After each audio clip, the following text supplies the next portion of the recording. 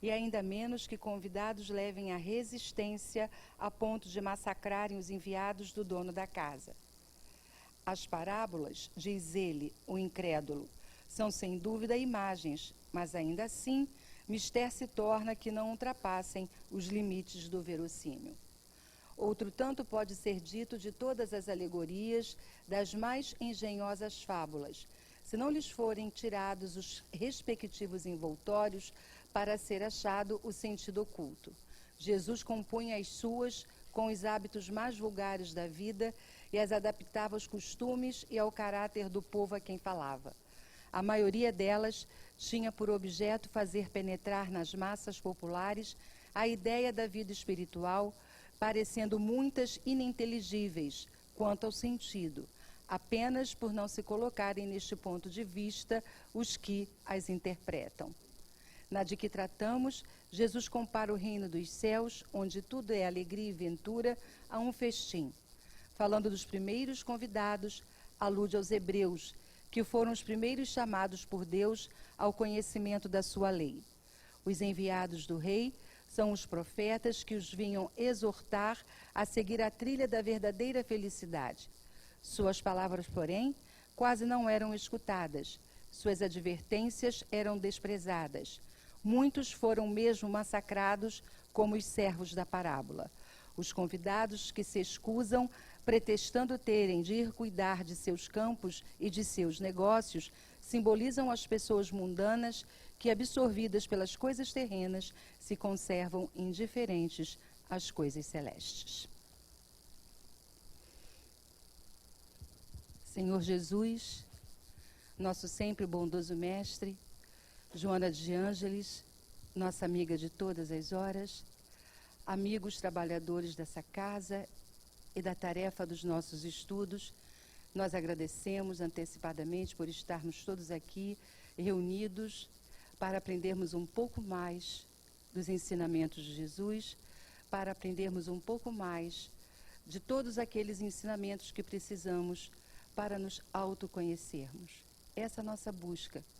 Permita, Senhor, que estejamos todos unidos com os nossos corações abertos para que possamos entregar as nossas vidas ao Senhor e as descobertas que pudermos fazer sobre nós mesmos. Graças a Deus.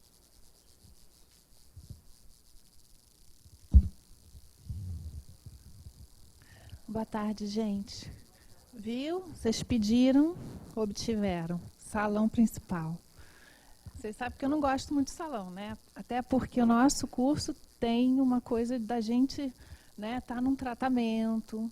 Mas fiquem tranquilos, assim, porque tudo que vocês forem falar, vocês não vão estar sendo focalizados. Então, é para falar. Eu quero que vocês falem. É uma troca, tá? Não é palestra. Então, assim, quanto mais vocês forem trabalhando com a gente, melhor é.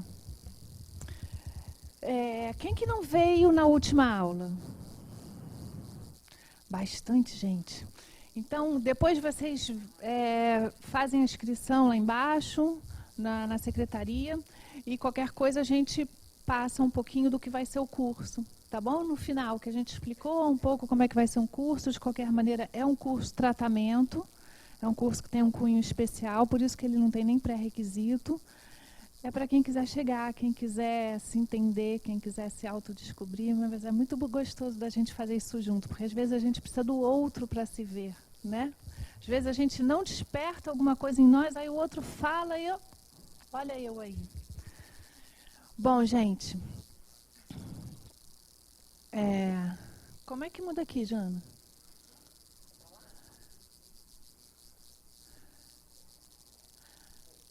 Então, a aula de hoje é o que é saúde, dentro do bloco de cura e saúde. Eu queria perguntar para vocês, o que vocês acham que é saúde? Alguém tem alguma ideia formada sobre isso? Equilíbrio. Estar bem. Estar em paz. Vocês não estão longe. É mais ou menos isso mesmo. Pode passar, Jana. Vamos olhar o que é saúde na visão da ciência, tá? Então, saúde, na definição científica da Organização Mundial da Saúde, OMS, é vista como um estado de completo bem-estar físico, psíquico e social. E não meramente a ausência de doenças ou enfermidades. Quem já veio no tratamento espiritual, já ouviu Iraci falar assim? Você pode estar doente e ainda estar saudável. Vocês já ouviram ela falar isso? Aí você fala assim, pô, como assim? Eu estou doente e estou saudável. Estou aqui padecendo, mas estou saudável. E isso realmente acontece com algumas pessoas. A pessoa está doente, o corpo físico está doente. Mas ela entendeu que ela não é a doença. Que ela é muito mais do que aquilo.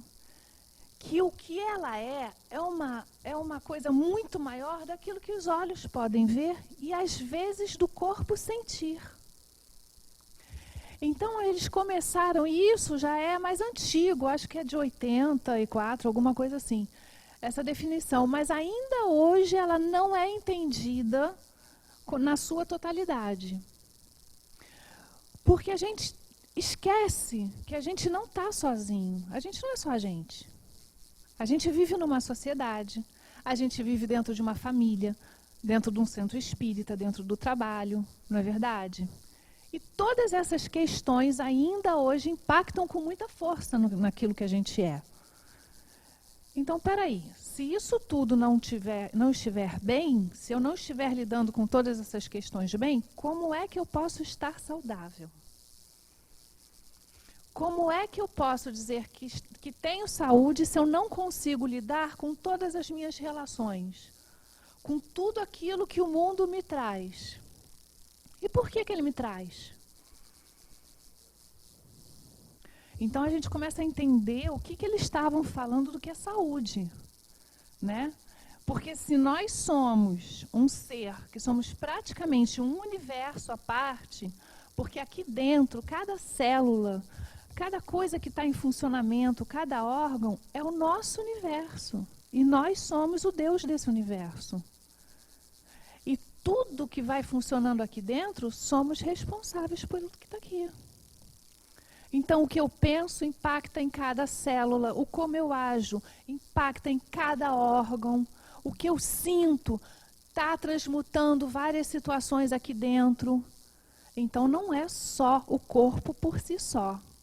Ah, mas Denise, tem a genética, né? Tem o DNA, e às vezes a gente nasce com doenças, já que já estão ali. E por quê? Às vezes você vê irmãos gêmeos com praticamente um DNA muito próximo, muito parecido, e que só um traz a doença em si. Às vezes você vê pessoas dentro da mesma casa, alguns ficam gripados, outros não. Mas se o vírus está ali, como é que uns contraem a gripe e outros não? Qual é a diferença? Se estamos todos aqui e tem um mosquitinho da dengue, por que ele só morde alguns?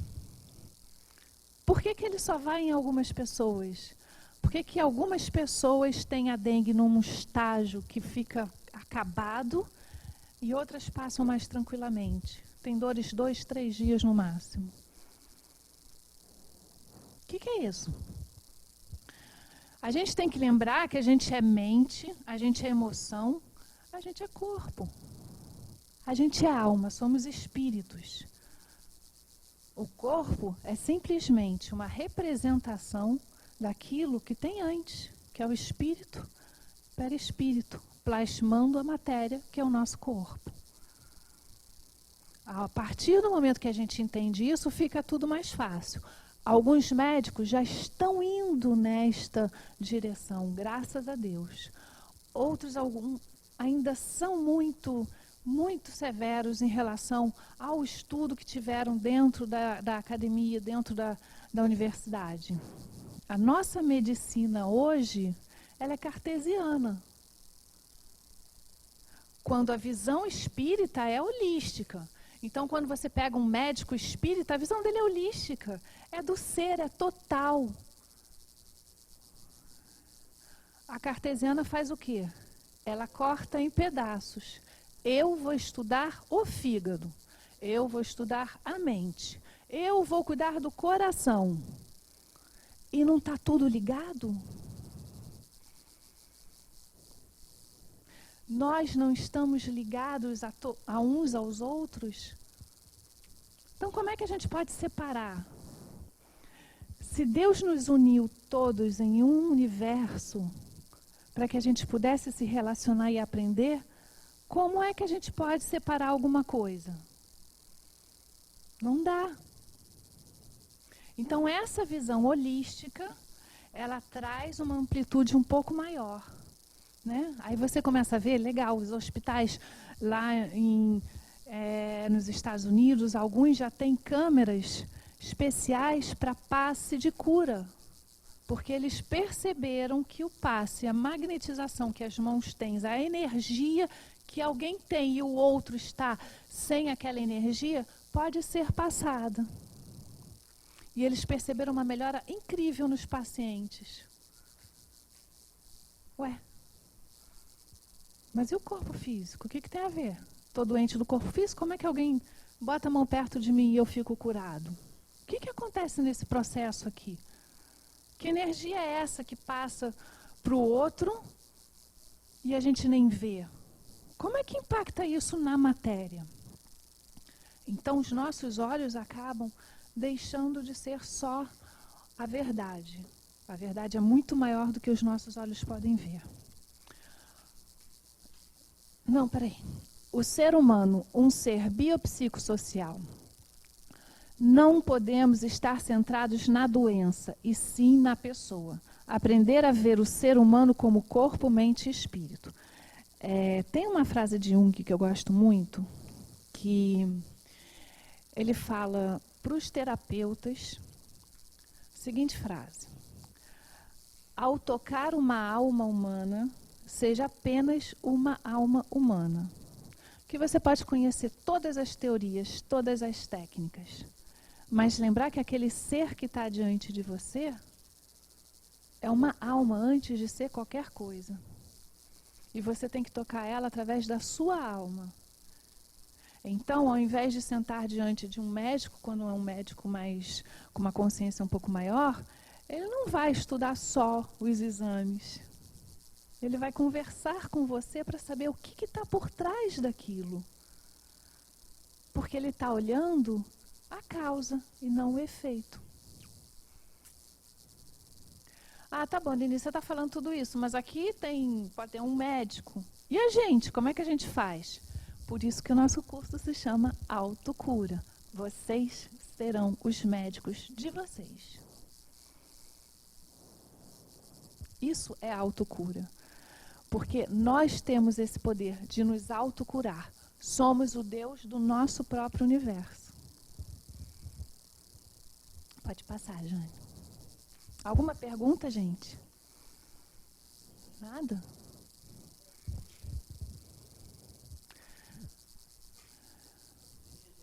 Oi.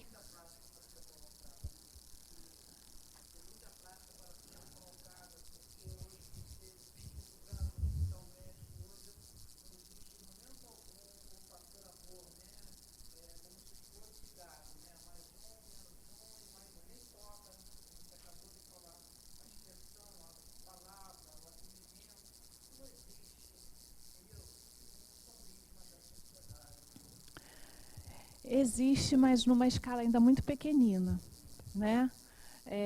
Os médicos antigos tocavam e já sabiam o que a gente tinha. Eles escutavam o que você falava. Eles escutavam o seu coração. Eles te tocavam. Eles sentiam a energia. Alguns, né? Nem todos. Mas, assim, todo esse mundo materialista traz a necessidade de se ganhar dinheiro para viver, para você suprir todas as suas necessidades. E um pouco do ponto principal e da missão que é ser médico vai se perdendo ao longo do caminho. Então, quando você chega diante de alguns médicos, não vamos generalizar porque tem médicos maravilhosos. O meu pai era um médico que, assim, para mim era uma coisa assim. Então, eu conheci muito a medicina humana, né? Não essa que muitas vezes a gente vê. Então, quando você vai diante de um médico, procura sentir que tipo de médico é esse. Exatamente. Exatamente. Então, procure ver como é que ele lida com a situação.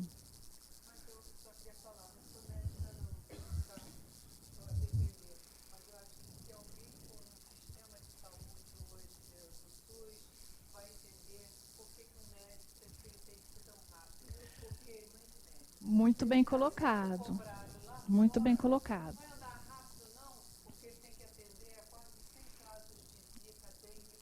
E é desumano com o médico também. E aí, puxando a pergunta do Alcir e a sua, vamos lembrar que estamos o quê? Num país de provas e expiação. E num processo de transição. O que é que está explodindo praticamente na nossa sociedade e que chega a ser praticamente desumano? O sistema de hospitais, de todos esses recursos de medicamento, de todos os recursos que hoje não estão sendo repassados para a saúde. Se nós que entendemos o que precisa o ser, não impulsionarmos isso através de eu quero sim a saúde, isso não vai mudar. Isso não vai mudar. Se nós não entendermos o que é correto, o que a gente precisa, se não tiver a visão do futuro, isso não vai mudar. Porque, muito bem colocado, se você entra hoje num hospital público, é desesperador. Não tem nada, nem metiolate. Nada. As condições são muito desumanas. E a gente precisa entender que quem mais precisa de médico está padecendo. Então, a gente não vai chegar até eles, porque ali ainda precisa ter um caminho para cuidar ainda do corpo, que dirá da alma. Não há tempo. Né? Então, aonde é que começa isso? Primeiro começa nas universidades, e a gente conhece pessoas que hoje são alunos de universidades que já estão formando cadeiras especializadas para aqueles que já começaram a despertar para a espiritualidade, de entender medicina e espiritualidade junto.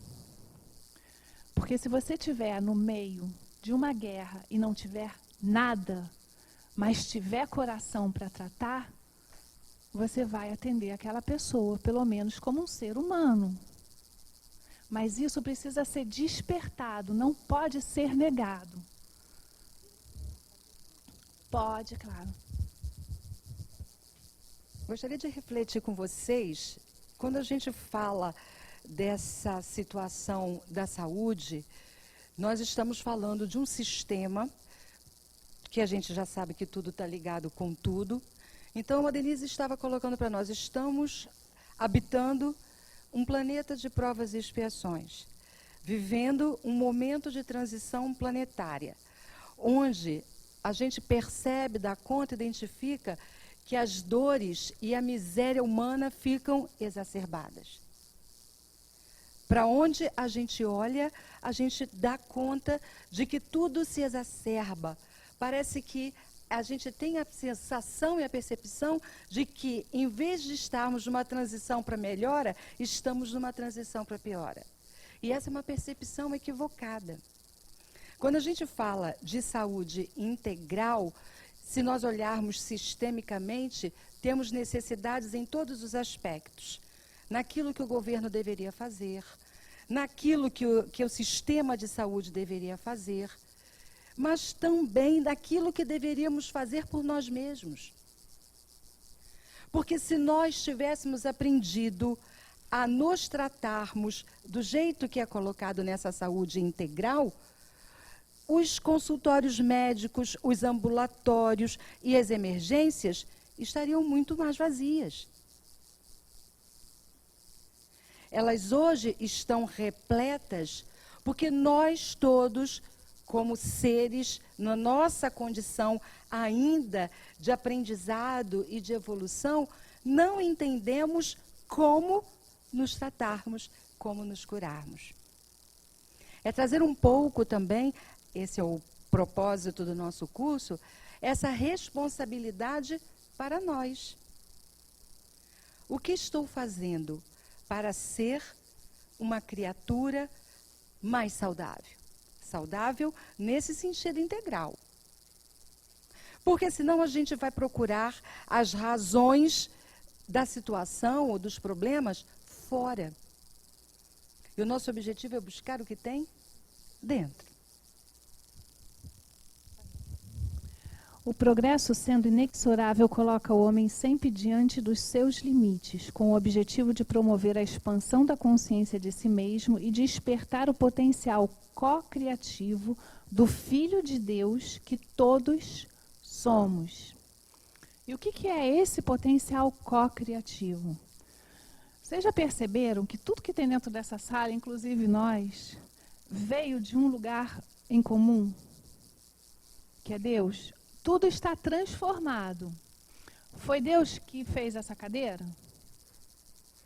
Foi o homem. Mas com que matéria?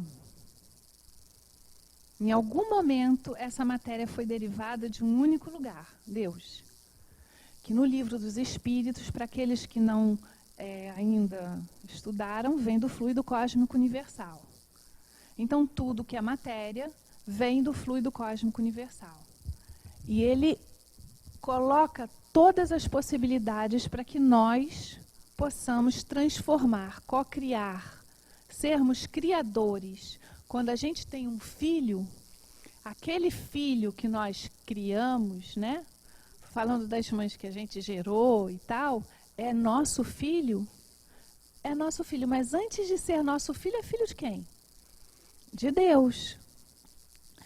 Então, a gente se perde diante do materialismo, se perde diante da necessidade de posse, com as definições ali meio perdidas, né?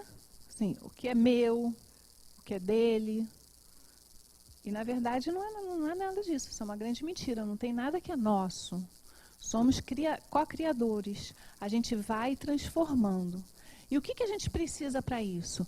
Criatividade, despertar valores dentro de nós, potencialidades que estão adormecidas, porque como filhos de Deus, somos deuses, não Deus. E não confundam, porque Deus é um só.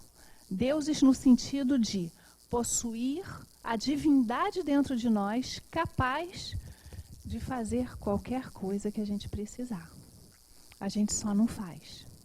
Então, a minha mente tem uma força impulsionadora de mudar o mundo, de mudar a mim mesmo, impactando nesse mundo que está em volta. Então, a partir do momento que eu questionar os valores que estão aí e que eu for em busca de mudar, eu não consigo ter ação direta lá na mudança no outro, mas eu posso mudar em mim, que vai vibrar e provocar a mudança do outro. Deu para entender? A gente vai falar de vibração também um pouquinho mais tarde. Vive-se uma era de transição em que a herança do materialismo na visão mecânica do mundo permite um aprofundamento no conhecimento das coisas, porém deixa quase todos órfãos de sabedoria, de sentido e significados profundos, filosóficos, existenciais. Quem sou eu? O que eu faço aqui? Para que eu existo? Eu estou só no mundo, deixando a vida me levar, e vai levando, e as coisas vão acontecendo. E, meu Deus, o que é isso? Que veio agora para a minha vida? E por que eu estou assim? Sem se perceber? Não dá. Então, começa agora um processo novo, diferente para a gente, de se entender, entender as nossas forças, entender o que a gente pode, para poder começar a mudar. E isso não está ligado com o que o mundo diz que tem que ser. Porque o mundo diz isso o tempo inteiro para a gente. Através de qualquer programa da televisão, está embutido ali o materialismo, o dizendo o que você tem que ser, como você tem que se comportar, o que você tem que falar, como você tem que pensar. Olha como somos castrados naquilo que somos nós. Então, todos, começa de pequenininho, né? Todos dizem o que a gente tem que ser. E aí a gente se desvincula daquilo que a gente é e do que a gente realmente precisa entender de nós. E isso faz qualquer um adoecer. A gente se torna um ser submisso às questões do mundo. A gente simplesmente obedece esse mundo. Aí vem todo um processo aí de dificuldade financeira, a gente adoece porque não consegue lidar com o não ter. Com viver uma vida mais simples, mais tranquila, com as necessidades reais, né? E aí precisa todo um refazimento de pensamento, de limpar o que é desnecessário, para que a espiritualidade cresça, porque ela fica apagada no meio disso tudo. A gente trabalha muito pouco no nosso lado espiritual ainda, num mundo que pede tanto materialismo. Eu mudo aqui, acho que muda ali, pode? Foi. A grande maioria dos doentes da humanidade desejam anestesia e não consciência. Muito justo que se aliviem sintomas, evitando sofrimento desnecessário e improdutivo. Mas o processo educacional que liberta o indivíduo da ignorância e da dependência é fundamental no processo de reconstrução da saúde ou na profilaxia das enfermidades do corpo e da alma. Então, quando a gente está com mal-estar, e a gente chega aqui, muito aqui assim, né? Eu chego também, não é? Quando eu falo a gente, é a gente mesmo, porque acontece alguma coisa, a gente chega assim, ai meu Deus, está doendo, tira isso de mim. Quero ir para algum lugar, quero tomar um passe, quero ir para o tratamento, quero fazer alguma coisa. Vai no médico, pede, tira essa dor que eu não aguento mais, né? Estou sofrendo por amor, pelo amor de Deus, arranca isso de dentro do meu peito. Porque a gente não aprendeu ainda a lidar com a dor. A dor para a gente tem uma visão muito negativa na nossa vida. Mas ela não é negativa, ela é positiva. A dor é nossa amiga, não é nossa inimiga. E ela vem por um processo do qual a gente necessita dela. Se não existisse dor, não existia evolução da humanidade. É ela que impulsiona tudo. Oi? Tanto para o corpo quanto para a alma. Tanto para o corpo, tanto para a alma. A gente só não pode ter uma visão, que alguns têm, do tipo, eu tenho essa dor. É meu karma, eu vou ter que conviver com ela o resto da minha vida. Isso não é resignação. Isso é estagnação. Quando alguma dor vem, e isso está no Evangelho, que qualquer um que tenha o dedo espetado no espinho tem o direito de ir lá e tirar, porque incomoda.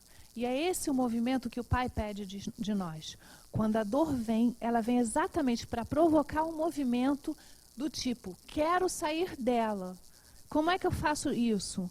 Vou promover algum processo que vai me tirar dessa dor. Mas não com raiva dela, porque ela vem justamente te ensinar o que você precisa mudar, senão você não muda. Enquanto está tudo perfeito na nossa vida, a gente se acomoda, a gente não quer mudar nada. A gente não quer sair dali. Nada que venha do externo a gente quer, porque vai bagunçar o que está tudo bem, está tudo tranquilo. Quando eu levanto é o sinal, porque eu quero falar um pouquinho. Nós fizemos algumas reflexões na palestra de ontem, que o tema era ajuda-te que o céu te ajudará. Que vem bem a calhar com o que a gente está falando. Porque isso cabe em qualquer situação da vida da gente. E aí você falou assim, tanto para o corpo, como para a alma, como para o espírito, a gente precisa sempre lembrar que o que tem no corpo é reflexo do espírito. Então, se a gente tem uma dor que está no corpo, essa dor pré-existia no espírito. Talvez o que Alci quisesse dizer é que eu tenho uma dor que eu sinto no corpo físico e eu tenho outro tipo de dor que eu sinto na alma. Talvez seja essa a diferença. Embora a gente sempre tenha que lembrar, o que eu tenho no meu corpo pré-existia. Ele não nasceu, não veio para o meu corpo assim porque a gente estalou o dedo. É pré-existente no nosso perispírito e no nosso espírito. Então, toda vez que a gente tem algum tipo de dor da alma ou dor do corpo, essa coisa de que é o meu karma, negativo. Eu preciso fazer qualquer coisa para me movimentar e sair desse estado de sofrimento ou de dor, né? Que a gente já, se a gente ainda não sabe, daqui a pouco a gente fala da diferença entre dor e sofrimento.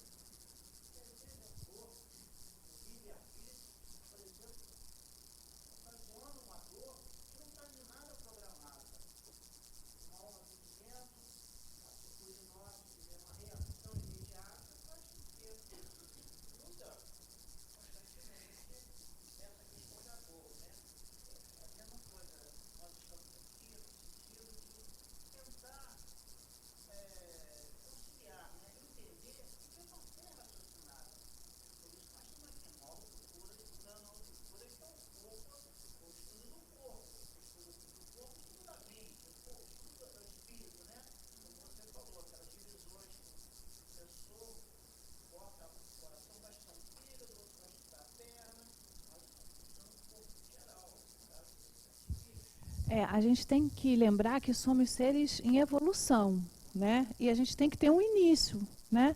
Então, todo esse estudo vem evoluindo. Não é que esteja errado, está evoluindo esse estudo. Então, se hoje temos todo o processo cartesiano, a gente está evoluindo agora para um outro processo, mas você precisou estudar esse para entender pelo menos o que é o corpo. Porque se a gente não entende nem o que é isso, não dá nem para entender o que é maior do que isso, né? Então, assim, eu vou dar um exemplo pessoal que vocês conhecem, que me causou uma dor, né? Que foi, eu estava correndo, agora não vou entrar em detalhe para não perder muito tempo, andando, correndo, porque eu sou muito, corre para cá, corre para lá, faz isso tudo rápido, né? Corre de carro, corre em pé, corre para cá para conseguir dar conta de tudo. E aí eu simplesmente estava passando por um lugar onde eu já tinha passado e tinha uma corrente daquelas de estacionamento. Eu já tinha passado, agora eu estava voltando, eu já sabia. E de repente eu olhei, a corrente não estava lá. Eu pensei. E aí tropecei, como eu estava com as mãos todas cheias de coisa, eu fui direto com os dentes no chão, que arrebentei meus dentes todos. Que me causou não uma dor física em primeiro lugar, horrível, porque eu arrebentei o rosto inteiro. Mas tive que parar. Como é que eu ia vir da aula no SEJA? Como é que eu ia para o tratamento espiritual toda arrebentada? Não tinha como. Como é que eu ia sair de casa se eu sentia dor, se eu precisava todo num processo ali de para, desacelera. O que essa dor veio me trazer de ensinamento para a minha vida? Está correndo demais, está correndo além do que você precisa, do que você pode suportar. E vai acontecer alguma coisa pior se você não parar. Porque a mente já estava fora do lugar. Você vê, como é que eu não enxergo a corrente? Quer dizer, nem os olhos estão vendo mais. Então, a gente começa a perceber que a gente não começa a perceber algumas pessoas que estão próximas, porque você está correndo, perceber você nas situações, começa a parar de fazer as suas reflexões diante das coisas que vão acontecendo na vida, porque não tem mais tempo. E aí você diz assim, pô, tem alguma coisa de errado realmente. Então, a dor veio me ensinar. Ela veio de uma doença? Não, não veio de uma doença. Veio de uma situação totalmente atípica, mas ela veio para mostrar alguma coisa, sim. Sem dúvida nenhuma, porque tudo que acontece fora da gente, na verdade, está dentro da gente.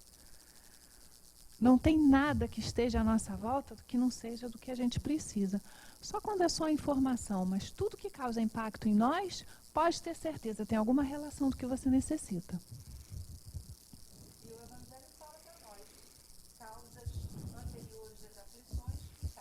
Atuais das aflições.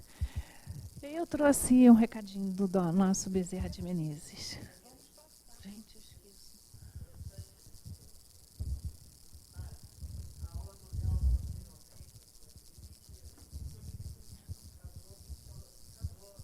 Isso. A gente combina com ela. Ela vai ensinando e a gente vai aprendendo, né? Mas que bom, acho que é bom. Bom, diz... esse você vai ter que ler. Eu não consigo.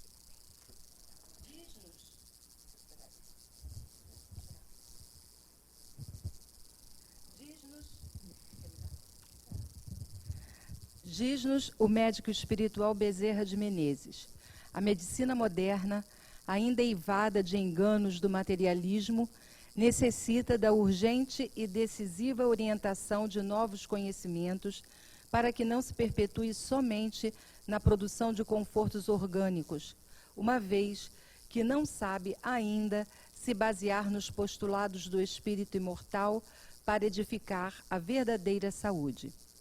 Embora ela se esforce no louvável afã de sofrear o padecimento humano, temos de admitir que todos os recursos que não atingem a sua verdadeira origem espiritual são transitórios.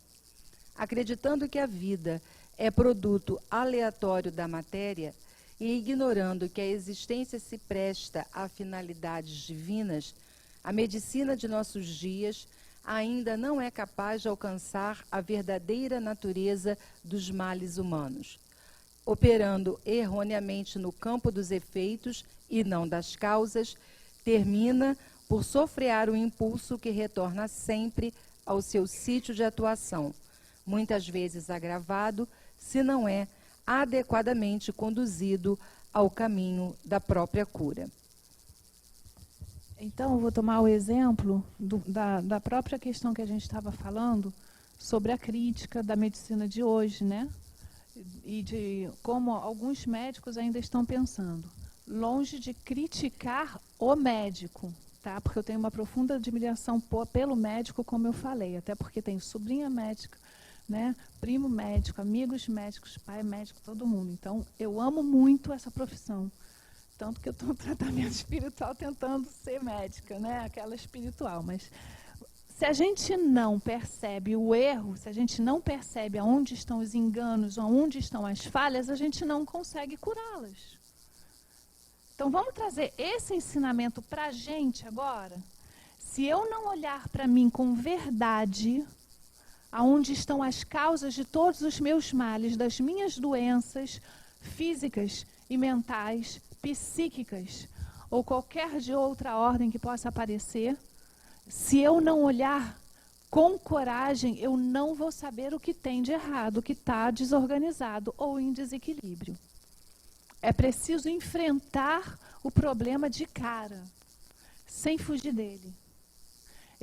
Quando a gente fazia autocura, que era com as turmas menores, tinha uma instrutora, minha amiga, e ela sabe disso porque eu cansei de falar para ela. E ela ali, né, falando de tudo, né? E ela ficava assim, ela tinha um problema de doença e ela não conseguia ver.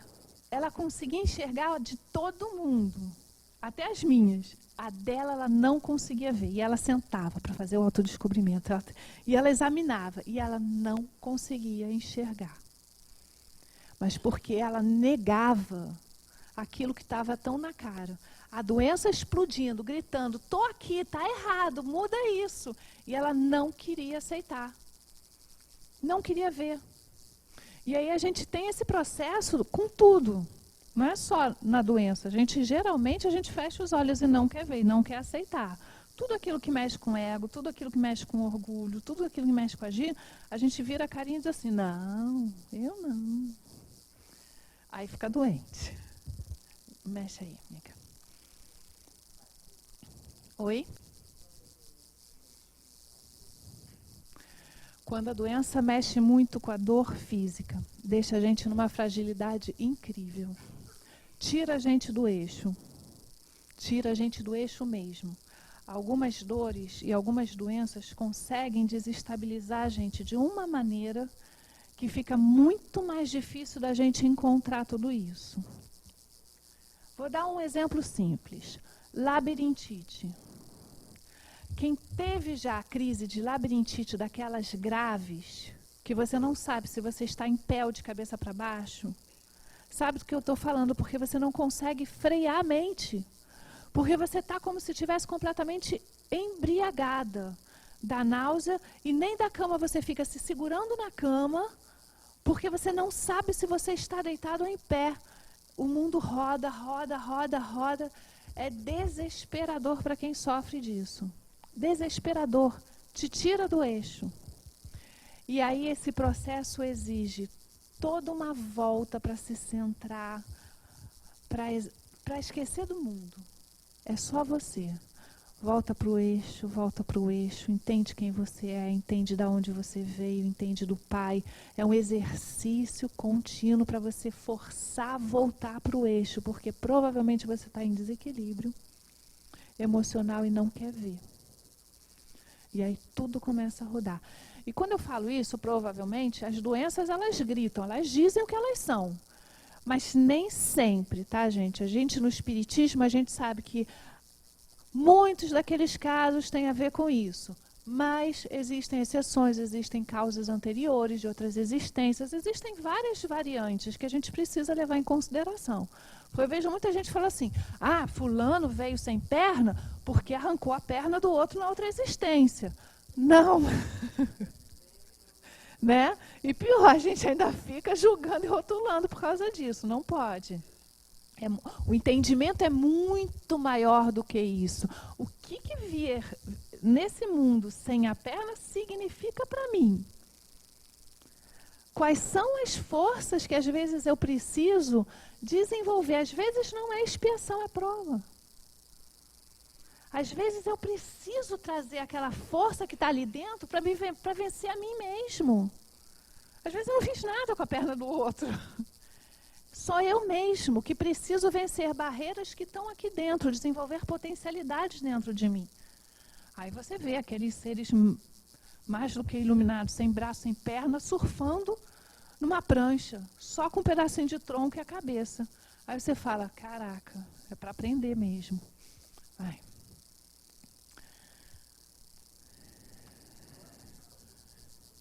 Não, peraí. Isso. Saúde e doença na visão médico-espírita. Como o homem, a imagem de Deus, encontra-o como num espelho, na intimidade de sua alma.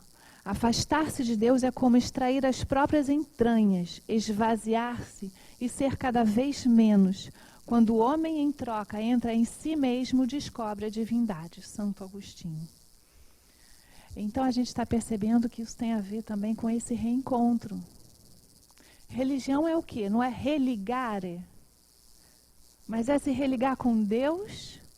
Ele se desconectou da gente em algum momento? Não. Nós é que nos desconectamos. A gente se desconecta dele, se desconectando de nós mesmos. Eu vivo o mundo que está fora, mas não vivo o mundo que está dentro. Lembra do nosso primeiro exercício? Um falando com o outro, aquele barulho, como começou a incomodar, ninguém escutava ninguém, a gente já estava doido para acabar, né? Porque era muito barulho.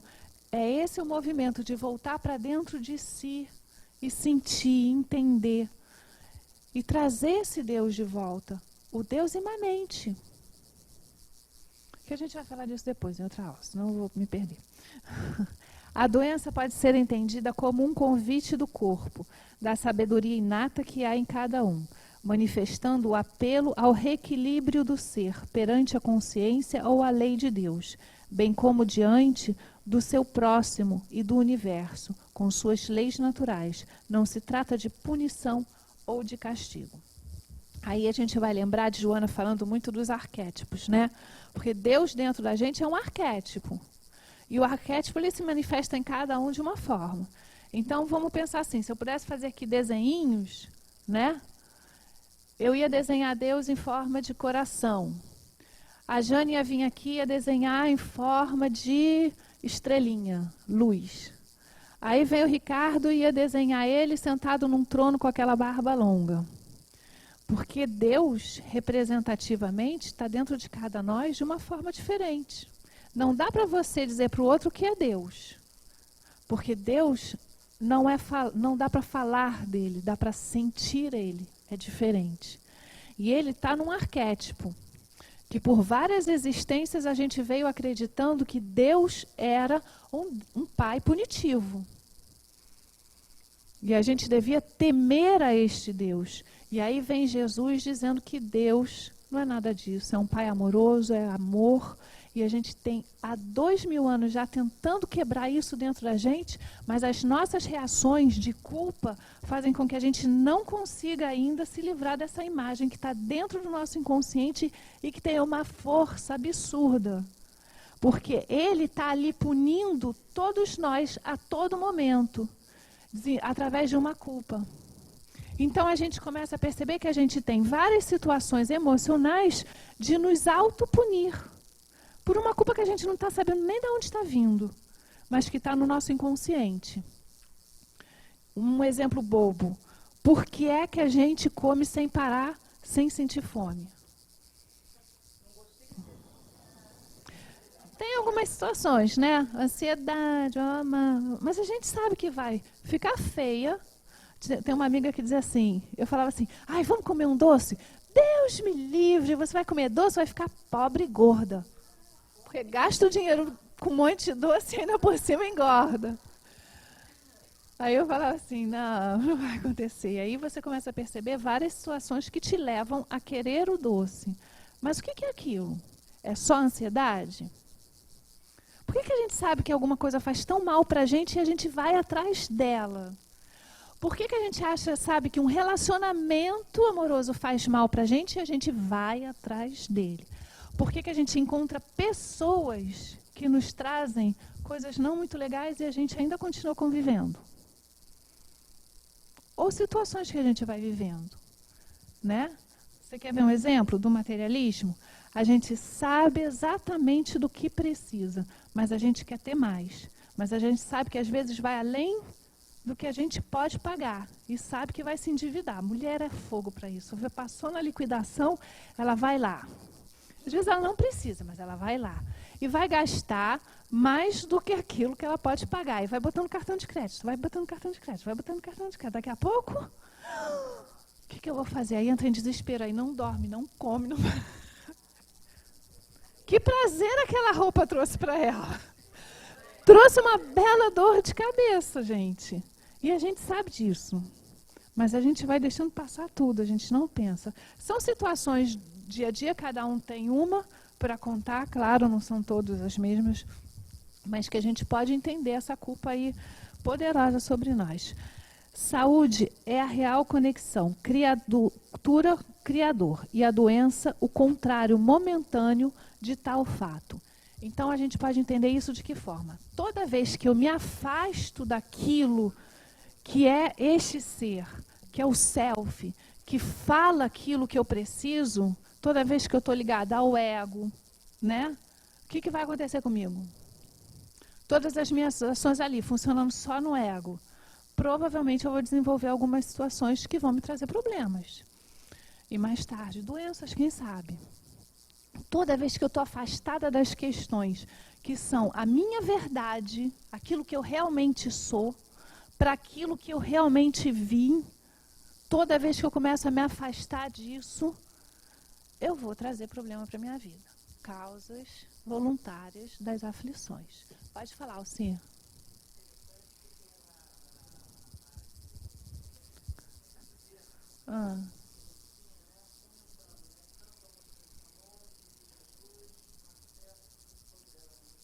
É isso mesmo, mas é isso mesmo. Ele é o caminho e a gente insiste em pegar outras estradinhas, né? Se a planta do vosso jardim vem mal, se desvia, ireis encolarizar-vos e vos vingar dela? Não, endireitá-la-eis. Se puderdes, dar-lhe-eis um apoio, forçareis por entraves as suas tendências, se necessária a transplantareis, mas não vos vingais. Assim faz Deus. Espírito Blaise Pascal, Revista Espírita do Allan Kardec. Eu gosto muito dessa frase, por quê? Vamos lembrar daquela árvorezinha que está nascendo? E aí ela insiste em ir para o outro lado. Se ela for para o outro lado, o que vai acontecer? Ela vai pesar e vai cair. Ainda não tem raízes profundas. Ela vai cair.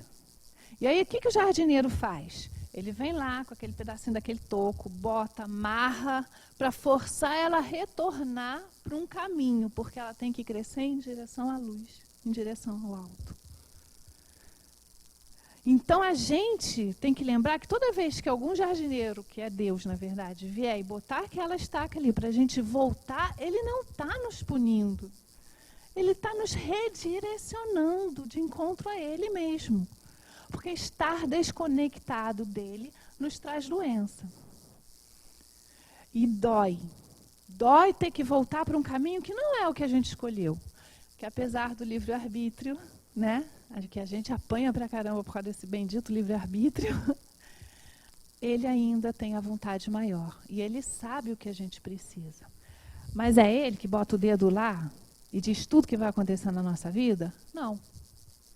São as leis do que a gente estava falando, todas gravadas dentro de nós. Todas. A gente já sabe o que a gente precisa fazer, mas a gente não faz. E toda vez que a gente se afasta dessas leis é que vem o problema. Então, vamos pensar assim. Se eu me afasto desta lei, Deus vai lá e vai me colocar no lugar? Não. É a minha consciência que vai atrair para a minha vida aquilo que eu preciso para retornar. Porque Deus não precisa fazer nada.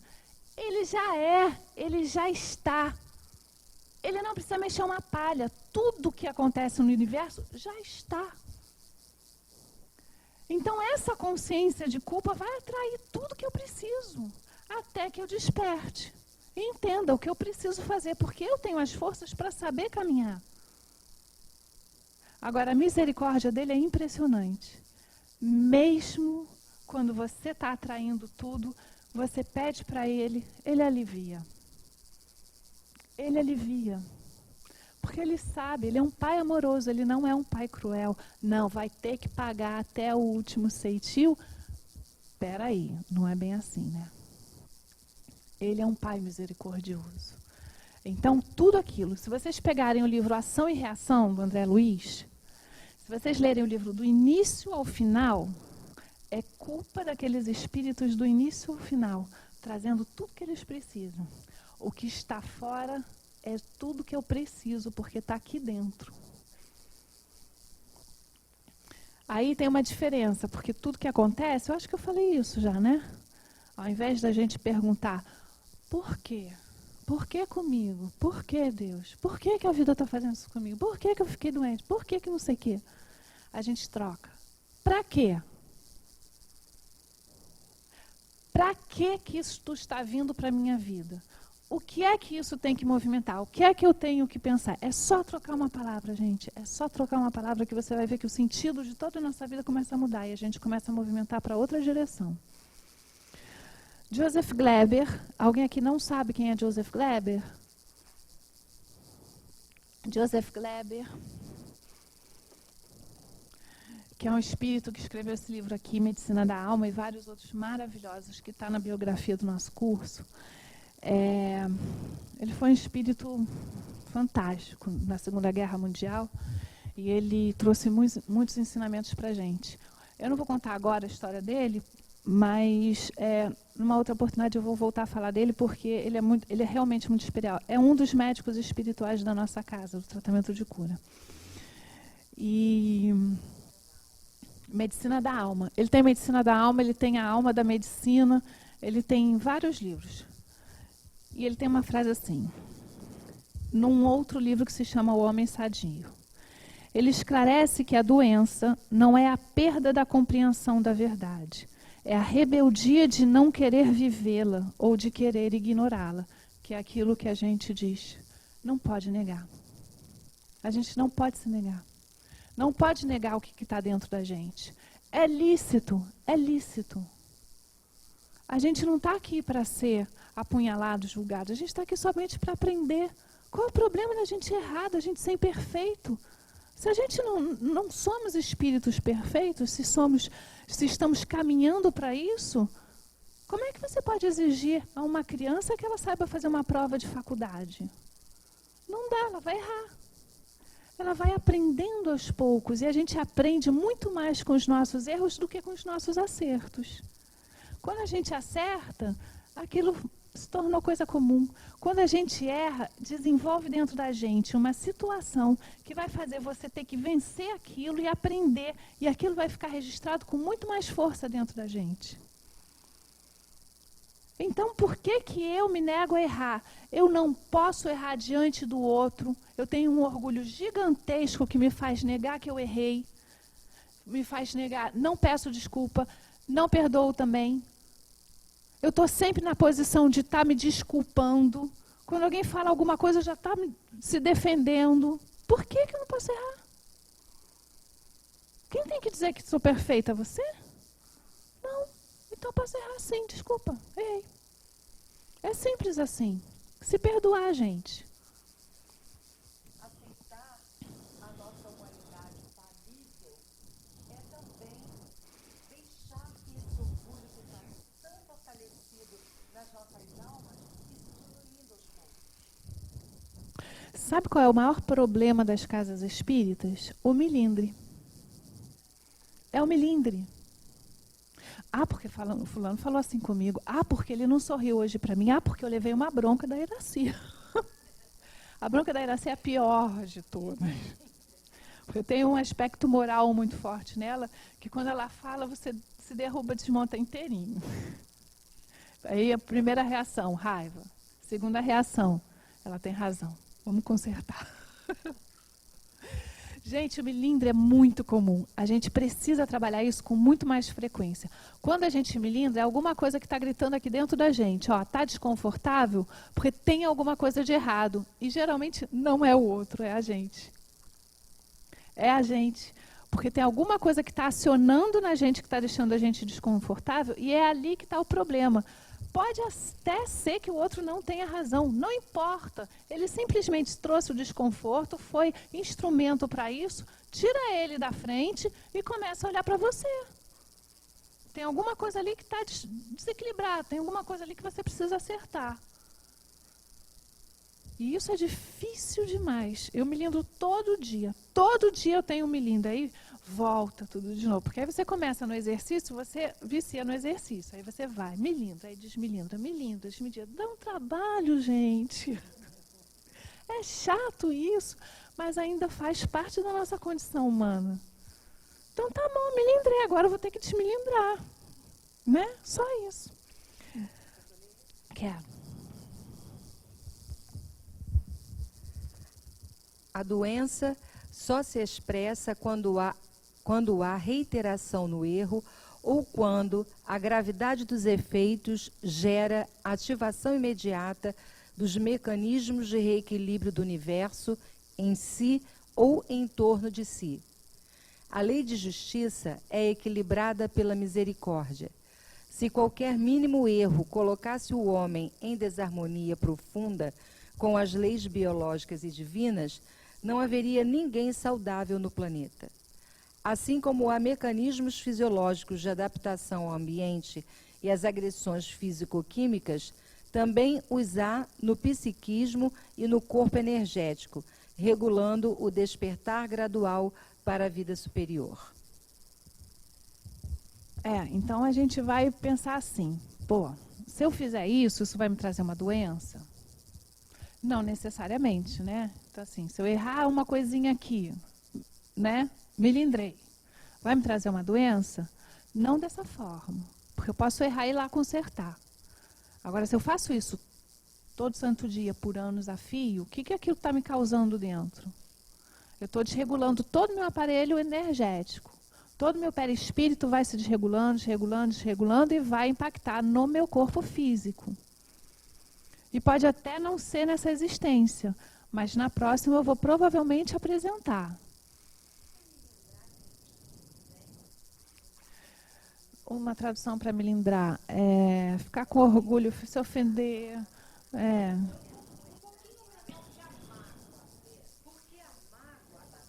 Mais profunda.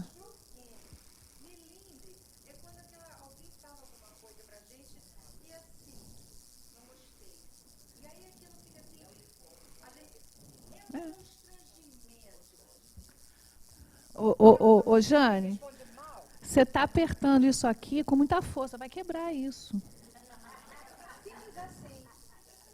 Ela melindrou. Já vai ficar com raiva, já vai ficar de implicância comigo. Pô, ela agora fica me pegando meu pé. Pô, qual é o problema dela, entendeu? Ao invés dela simplesmente dizer, pô, será? Isso é delicado mesmo, né? Vou apertar com mais tranquilidade. A gente não faz isso. A gente pega, projeta no outro aquilo que a gente não quer ver na gente, que é um simples erro. Projeta no outro e pega o erro e bota no outro. Porque o outro é grosseiro, porque o outro é aquele que sabe tudo, está sempre dando ordem, está pegando no meu pé, não gosta de mim. Entendeu? Isso é um melindre, mas ele vem repetidamente, com a mesma pessoa principalmente, ele traz um processo de desajuste muito grande, principalmente nos relacionamentos. Em vez de ele ser sanado ali na hora, que é o que a gente ainda não consegue fazer. A gente consegue, gente, a gente não quer, né? Vamos combinar. Então, energeticamente, a gente começa a trabalhar dentro da gente com vibrações muito fortes. Somos seres com uma energia. Tudo que eu estou falando está vibrando, impactando em vocês. Está impactando no universo. O meu pensamento impacta no universo. As minhas ondas cerebrais, do meu pensamento, elas vão, de alguma forma, impactar em algum lugar. Elas não somem. Por isso que a oração tem um poder absurdo. Ela não se perde. A oração feita com força do coração, não com a leitura de um livro, mas com a força do entendimento daquilo, tem um alcance absurdo. Né? Então a gente tem que lembrar que somos seres que vibramos o tempo todo. Se eu só penso coisa ruim, eu estou vibrando de que forma nas minhas células? O meu corpo está recebendo primeiro do que todas as pessoas.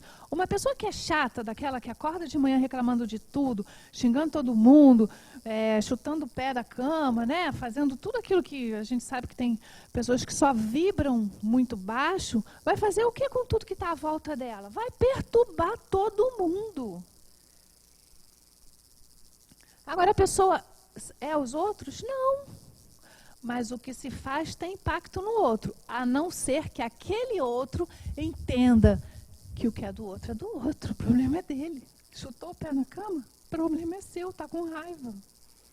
Se machucou sozinho, eu vou continuar aqui, no meu eixo. Pode falar, não está batendo. Pode falar que está apertando com força, pode falar que eu estou de cabelo verde, porque eu sei que meu cabelo está rosa, não está verde. Porque nem assim a gente se enxerga. Vamos lá. E a cura segundo Jesus? Quer ler?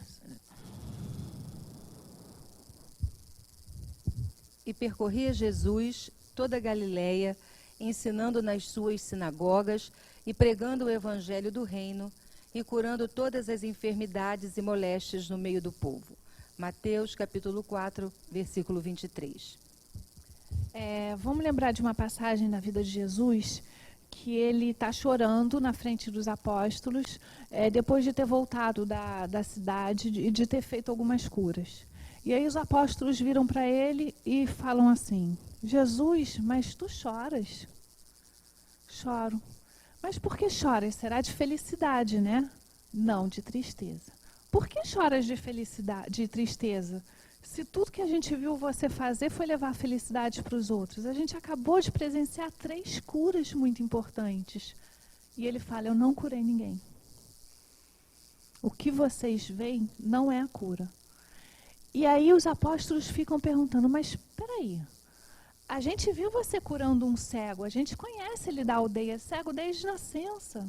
A gente viu você curando uma leprosa, um leproso, né? Não, eu troquei tudo. É uma cega, um leproso e um aleijado. E aí ele fala desses 3 que ele curou e ele falou, não curei. Mas a gente viu você curar. O aleijado andou, o leproso desapareceram as chagas. Pois é. Aquela cega que eu curei, que vocês dizem que eu curei, nesse momento, está procurando por toda a aldeia, tentando encontrar o que ela não podia ver das pessoas que não a ajudaram, simplesmente porque ela não via. Ela está buscando a vingança por todos aqueles que não lhe estenderam a mão. Aquele aleijado está correndo o mundo, procurando agora todas as festas que ele não conseguia ir, fazer tudo o que ele pode para se divertir, não para trabalhar, não para se melhorar. Aquele leproso, nesse momento, está indo para os bordéis, porque foi rejeitado por aquelas mulheres que não o aceitavam. E agora, ele vai farrear até o final da vida dele. Eu não os curei. Eles vieram com doenças para promover alguma reflexão. Aí já não era mais ele falando, sou eu mesmo. Para promover alguma reflexão. Mas a cura real não foi feita. Porque a causa está no espírito. E se a cura promove, sim, um outro desajuste, a doença vai voltar, vai reincidir, às vezes muito pior do que a primeira. E às vezes outros tipos de doença. Então a gente precisa perceber o que a doença está trazendo, para que a gente possa não reincidir num outro mal, depois de alcançar o que a gente acha que é uma cura. Por isso que algumas pessoas vêm para o tratamento e ficam, e ficam, e ficam, e ficam. E a cura é lenta, porque o tempo de reflexão precisa ser lento, precisa estar ali trabalhando dentro do ser, até que ele entenda, até que ele perceba.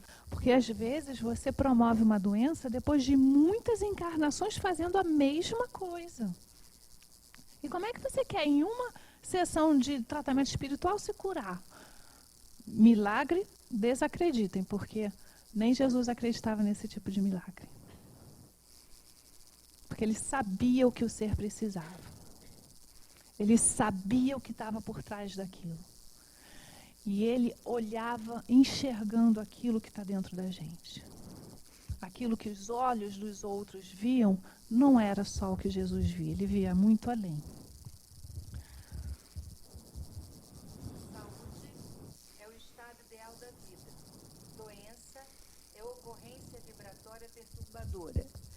Mudança de comportamento na organização molecular do indivíduo ou no seu psiquismo em processo de amadurecimento. E aí a gente termina com ela, com Joana de Ângeles, que tem toda uma série psicológica aí para ajudar a gente, que a gente vai estar trazendo aqui também dentro do nosso curso, porque ela ajuda a gente a compreender de onde vem tudo isso, quais são os sentimentos que movem as emoções, por que a gente desenvolve tudo isso, por que eu sinto isso dessa forma e não sinto de outra. E o que a gente faz com isso? É um ano de muito trabalho, gente. Eu falei na primeira aula, é muito trabalho.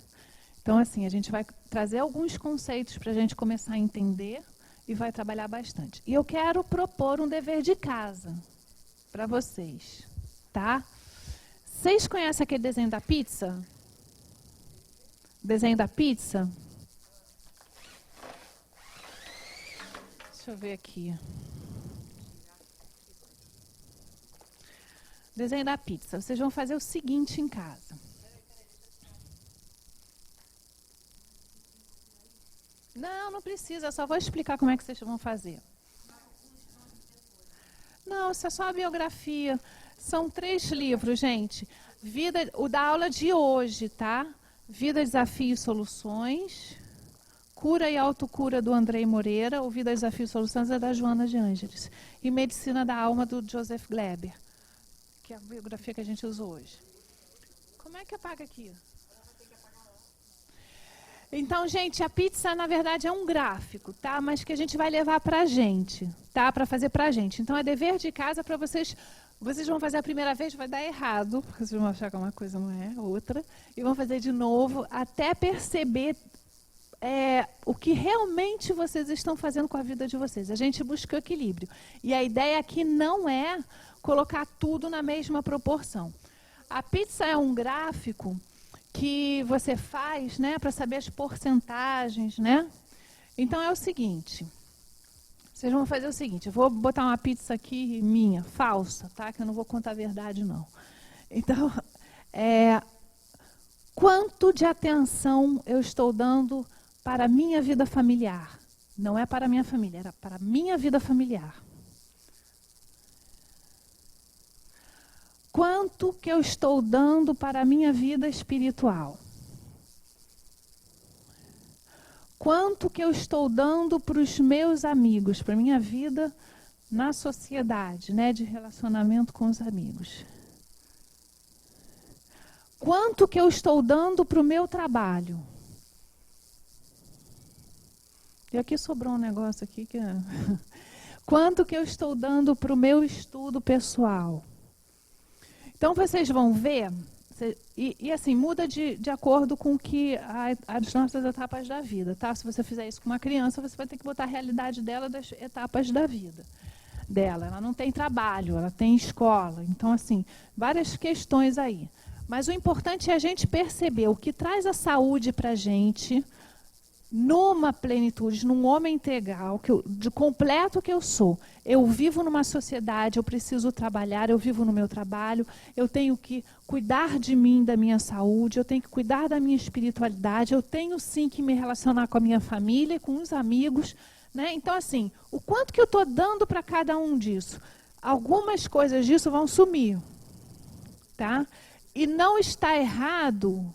Por exemplo, se a gente pegar a Joana de Ângeles, eu acho que a dela era toda espiritual. Então, assim, não sejam tão críticos assim com vocês. É mais um exercício de vocês entenderem. A partir disso, vocês vão fazer um estudo para ver se tem alguma coisa que vocês podem modificar que precisa ser... Puxa, estou deixando a minha família de lado. Estou dando muita importância para o meu trabalho. Como é que eu posso equilibrar isso? Pô, onde é que eu estou aqui? Em que momento eu estou cuidando de mim? Não estou cuidando da minha espiritualidade?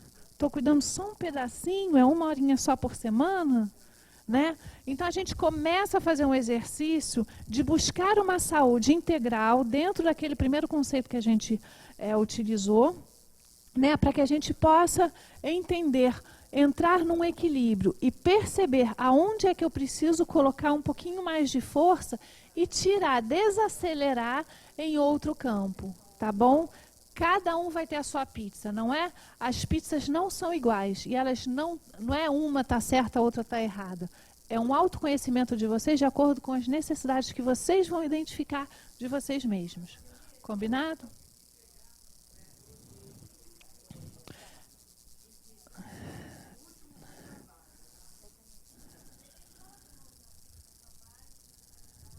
Olha, geralmente a gente faz trabalho, espiritualidade, amigos, família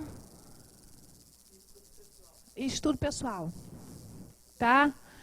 Você pode trocar, você pode botar saúde também. Quantas partes vai dividir a pizza? Quantas você enxergar que são coisas que você precisa para alcançar a sua saúde total, tá bom? Saúde.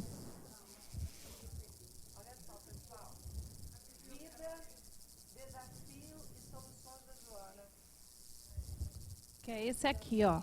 Vida, desafio e soluções. E soluções, Joana de Ângeles. É logo no capítulo 1, doença e saúde. Dentro do capítulo 1 tem um item que fala de doença e saúde. Andrei Moreira, que é a cura e autocura, capítulo 3. Andrei Moreira, cura e autocura, capítulos 1, 3 e 6. Cura e... Não, olha só. Quem não conseguiu pegar, vem aqui depois da aula para a gente encerrar, que a gente está bem atrasado. Exato. Aí vocês olham, podem folhear, tá bom? E aí pega com calma. Vamos encerrar com oração, né? E vida, desafios e soluções. Isso. A gente fala. 3 livros. Faça pressa, você faz. Vamos então, pessoal, fazer o nosso encerramento, agradecendo ao Senhor por estarmos aqui reunidos, essa abençoada oportunidade da casa de Joana de Ângeles, para aprendermos, para procurarmos as nossas verdades, procurarmos as causas das nossas doenças, sejam elas quais forem.